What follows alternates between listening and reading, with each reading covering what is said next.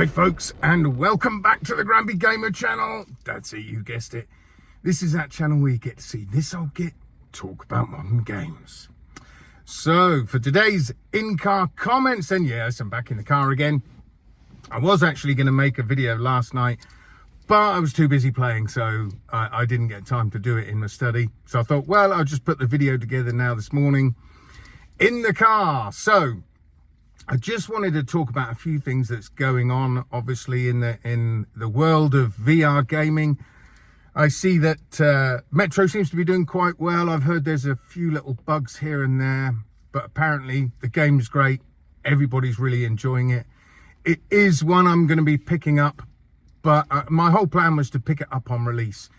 However, I've got so many games in my backlog now, and good games that have recently come out, and I really want to get those finished before I get stuck into Metro, because I know what will happen. I'll pick up Metro, I'll play it maybe for a couple of hours, and then I'll either stick with it and carry on with that, and then it just leaves my other games unfinished. And at the moment I'm still working my way through Batman, which I'm really enjoying. So I think I'm just going to hold off a little bit, get Batman out of the way, get that one finished. I've still got the DLC to complete on Arizona Sunshine, the remake. So I want to get that out the way. And also I'm playing a bit of multiplayer with one of my friends from Aussies Gaming. We're doing a bit of Zero Caliber 2, which actually, and that's on the Quest, it's actually not a bad game.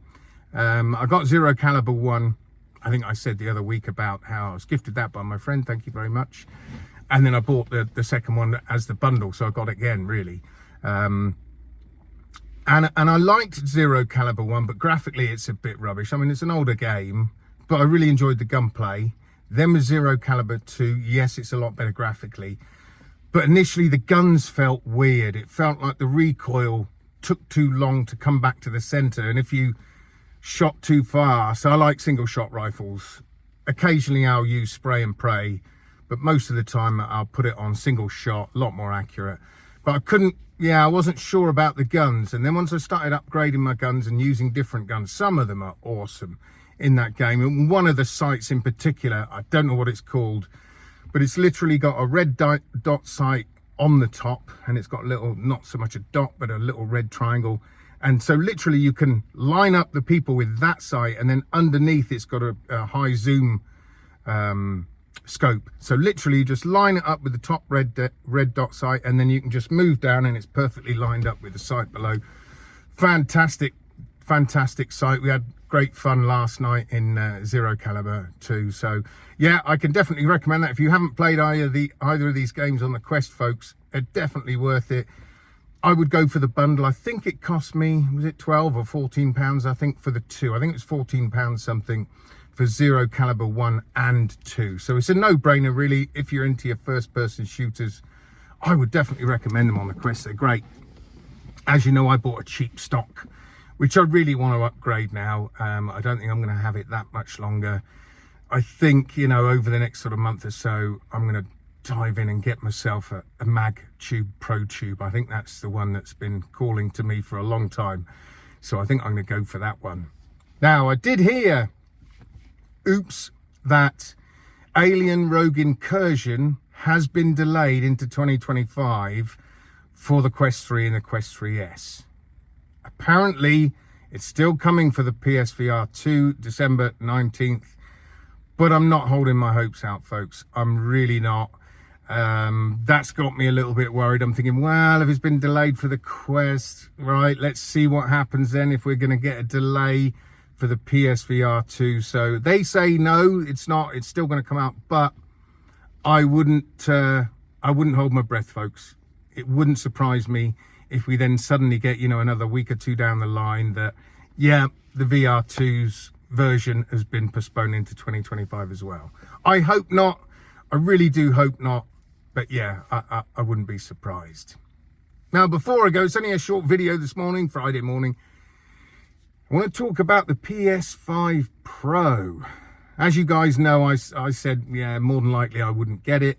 The only way I'd really get it is if it made a massive difference to VR.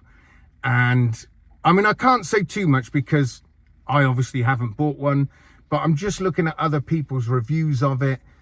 And I watched a guy yesterday say, you know, if you've got a massive TV and you're going to sit up close to it, then yeah, it's worth it. You're going to see a difference. Well, that doesn't fill me with a lot of confidence, really. Why do, you know, if you've just got a normal size telly, I don't know, 55, 65, what, you've got to start sitting up super close to it just to see the difference of foliage. And, you know, I mean, I know I've heard it runs much better, but then I've heard other reports that some of the games, some of the things aren't working properly, and it actually runs worse on the PS5 Pro than it does on the PS5. However, I'm sure they're going to iron those issues out. I'm sure they will over the coming weeks. But it's just not enough. I'm not seeing enough to warrant me throwing down $700, 700 sheets on a PS5 Pro. You know, I've never actually gone for the base console and then upgraded. I didn't do that. The only one I think I did that with was the 360. There was another version coming out, but it wasn't any better. I think it just looked better, I think. If I remember rightly, there wasn't much difference. But as for the PS4 and as for the Xbox One, I didn't upgrade from the Xbox One to the Xbox One X. I didn't see the point. Same with the PS4 and PS4 Pro. The only reason why I had the Pro is because I didn't have the base PS4. My kids did, but I didn't. So when it came time for me to buy a PS4, at the time, the PS4 Pro, I'm sure, was about 250 quid for the PS4 Pro when I bought it. So it was super cheap in comparison. And it was a no-brainer to me. It's like, get the normal PS4 or get the Pro. Well, I might as well get the Pro, which is exactly what I did. But other than that, if I'd have had the PS4, base PS4, I wouldn't have gone for the Pro. And it's the same this time round. You know, I just don't see the point. I'd rather wait just another 4 years or so and get the PS6. It's just a no-brainer. I'm quite happy with the PS5. As you guys know, I don't play many flat screen games, so that isn't really an issue for me. Yes, I've got an okay telly. I've got a 4K telly, but it's showing its age now. You know, its refresh rate is a maximum of 60 hertz. So, you know, it's not an all singing, all dancing telly. It doesn't have VRR. Yeah, although for me, for my gaming, when I do flat screen game, it's absolutely fine. I've got no problem. It's a fantastic picture. It's an LG telly, and I've always liked LG. Although every single one I've had has had some issues somewhere along the line. You know, I've had a couple that I've bought, and literally as soon as I got them home, they're faulty and they have to go straight back and get replaced. Sometimes with the LG TVs, the signal doesn't seem to quite get through. So I'll be on telly and I'll put the PlayStation on. It won't switch over automatically. So I switch over to the PS channel to get the picture and nothing shows up. So I have to shut the telly off and then reboot it and everything's fine. So I know with LGs, they've always got their sort of little teething troubles, their little gremlins in them. But the picture's fantastic. It's just obviously not as good as the tellies that are around today. I mean, I'm sure I'll upgrade my telly in the next couple of years.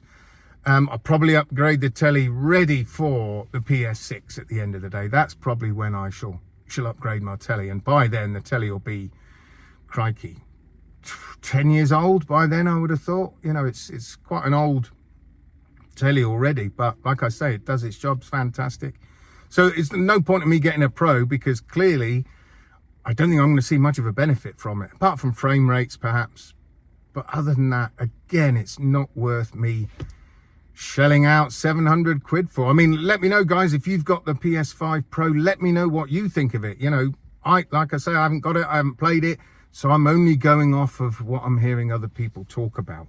So you might be able to tell me, no, actually, it's fantastic. I haven't got a brilliant telly, but it's still fantastic on that one. You know, that's what I'd like to hear. That'd be nice. And if you guys are playing it with VR, that's the real thing for me. If it made a huge difference on the VR, then I might think about it.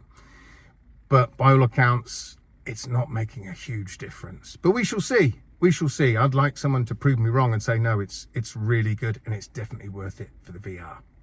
Anyway, folks, that's it from me today. I hope you have a fantastic weekend. I hope you play some fantastic games. Don't forget to like and subscribe. Really helps my little channel. So until next time, folks, I shall see you guys on the other side. Adios.